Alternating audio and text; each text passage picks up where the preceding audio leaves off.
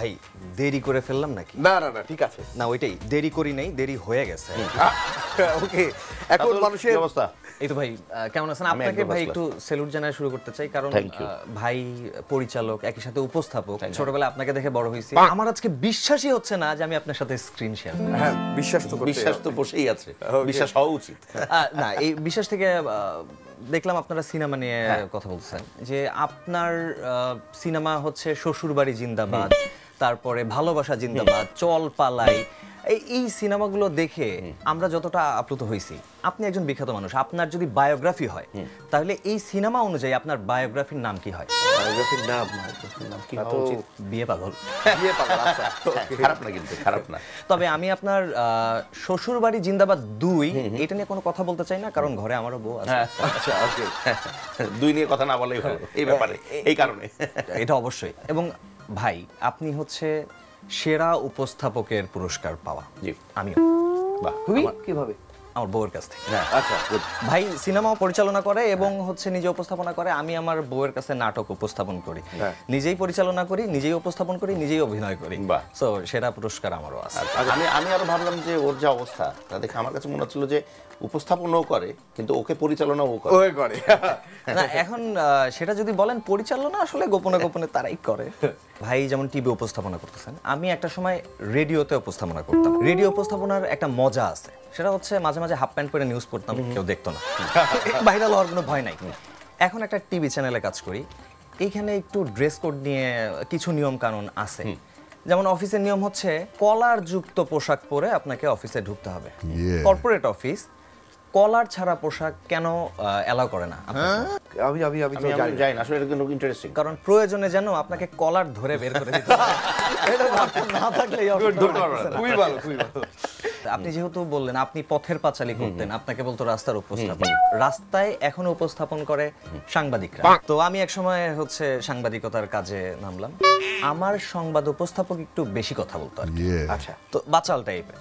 তো উনি একদিন, আমি একটা ঘটনার জন্য লাইভে দাঁড়াইছি, উনি আমাকে লিংক করতেছে, মাহফুজ সাহেব আমরা জানি যে ওই জায়গায় আগুন লাগছে, এই আগুনে অনেক কাগজপত্র পুড়ে গেছে এবং এখানে 7 জন আহত হয়েছে, 5 জন মেডিকেলে আছে, 2 জনকে খুঁজে পাওয়া যাচ্ছে না।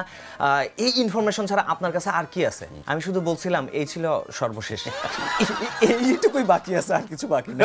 সব তো বলা যাবে না, উনি বলে ফেলেছেন। ভাইকে বলে চালায়া যান, আর কেউ একজন বলছিল চালায়া দেন। আচ্ছা। ভাই কিন্তু উপস্থাপনা বা পরিচালনার জন্য খুব হিসাব নিকাশ করে কাজ করেন, কিন্তু আমার কাছে মনে হয় আপনার বাড়িতে আরো বেশি হিসাব করে কাজ করতে হয় বা চলতে হয় না, কারণ ভাবি কিন্তু হিসাব বিজ্ঞানের ছাত্রী। ও বাবা, এই পর্যন্ত স্টাডি করা। ওকে। এবং আরেকটা কথা বলে, আমি জানি না ভাইয়ের জন্য এটা কষ্টদায়ক কিনা, ভাইয়ের ছেলের জন্ম তারিখ হচ্ছে আগস্ট মাসের 15 তারিখ। আচ্ছা, সেলিব্রেট করতে পারেন আপনি? কখনো কখনো আনন্দে পরিণত হয়, তা আমি ওই শোককে শক্তি মনে করে আনন্দে পরিণত করি।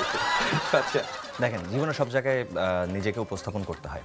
আজকে বাসা থেকে বের হচ্ছি, তো বাসা থেকে বের হওয়ার সময় আমার হাতে বাসা থেকে আরেকজন ময়লার বালতিটা ধরায় দিছে যে আপনি যেহেতু নিচে নামতেছেন এটা নিয়ে নেমে যান। আমি ময়লার বালতিটা লিফটে করে নিয়ে নামছি, নিচে বাড়িওয়ালা দাঁড়ায়। বাড়িওয়ালা বলছে যে বাবা তোমাকে বলা হয়েছে ময়লার বালতি নিয়ে লিফটে ওঠা যাবে না।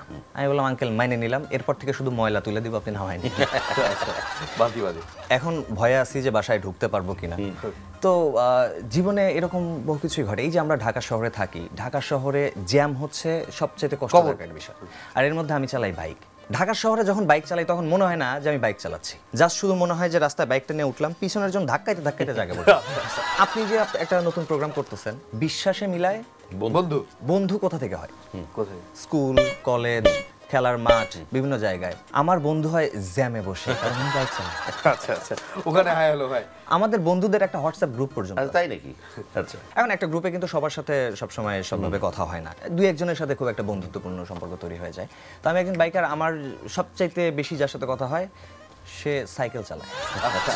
সব একই না, নর্মাল সাইকেল না, সে চালায় BMW সাইকেল। আচ্ছা, মানে ধরেন 1.5 লাখ টাকা দাম, 1500 গিয়ার, মানে একটা ইঞ্জিনিয়ার রাখা উচিত ওটারে মেইনটেইন করার জন্য।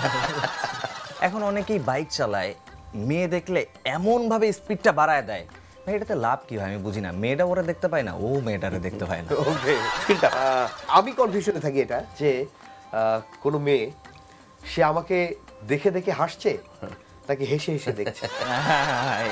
এইটা কিন্তু অবশ্যই যুক্তিযুক্ত কথা। শীতকাল আসলে আমি একটু কনফিউজড হয়ে যাই যে আমার পা বড় হইলো না কাঁথা ছোট হইলো। ওকে। শীতকালে কোনো কিছুই ঠিক মতো গরম হতে চায় না। কে বলছে? আমার মাথা কিন্তু খুব গরম হয়। ওকে